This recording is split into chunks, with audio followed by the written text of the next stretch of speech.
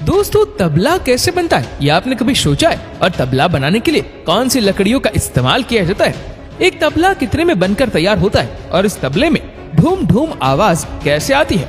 तो तबला बनाने के लिए सबसे पहले इसमें इस्तेमाल होने वाली सामग्री को लाना पड़ता है, यानी ये रॉ मटेरियल, और जिसमें सबसे ज्यादा जरूरी लकड़ी है, क्योंकि तबला बनाने में लकड़ी की सबसे अहम भूमिका होती है।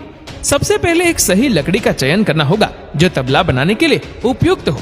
और आपको बता दें कि आमतौर पर तबला बनाने के लिए शीशम की लकड़ी का इस्तेमाल किया जाता है। अब ध्यान देने वाली बात यह है कि तबला बनाने में कुछ दिन पहले ही पेड़ से काट कर लाई गई लकड़ी का इस्तेमाल नहीं किया जाता, क्योंकि इसमें नमी होने की संभावना ज्यादा होती है। इसीलिए लकड़ी को काटकर 4 से 5 साल के लिए ऐसी जगह पर रखा जाता है जहां नमी कम हो, क्योंकि अगर तबला बनाने वाली लकड़ी में जरा सी भी नमी रह गई तो वो उस पर लगने वाले चमड़े को खराब कर देगी। इसके अलावा जिस भी लकड़ी में नमी होती है उसके कुछ दिन बाद एक्ने का भी डर लगा रहता है।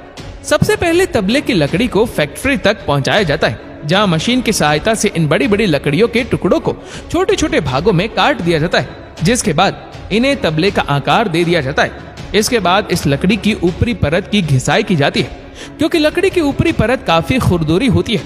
अगर बिना घिसाई किए चमड़ा चढ़ा दिया गया तो चमड़ा फटने का डर रहता है। इसके बाद अब जरूरत पड़ती है चमड़े की।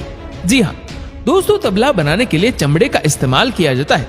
अब तबला बनाते समय इसके ऊपर 3 परतों में चमड़े को डाला जाता है, जिसमें 2 परतें बकरी के चमड़े से बनी होती है और 1 परत गाय, भैंस, बैल जैसे जानवरों के चमड़े से बनाई जाती है।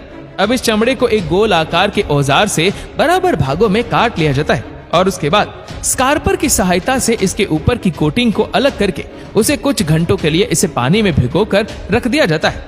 इसके बाद तीनों परतों को एक दूसरे के ऊपर रख दिया जाता है और इन चमड़ों की परतों को रखने का भी एक सही तरीका होता है। उसके बाद वुड लेयर के बीचों बीच औजार की मदद से गोल आकार का एक हिस्सा काट दिया जाता है, जिसके बाद इस हिस्से पर कारीगर द्वारा काफी बारीकी से कट लगाए जाते हैं, जिससे तबले की पगड़ी को बनाया जा सके।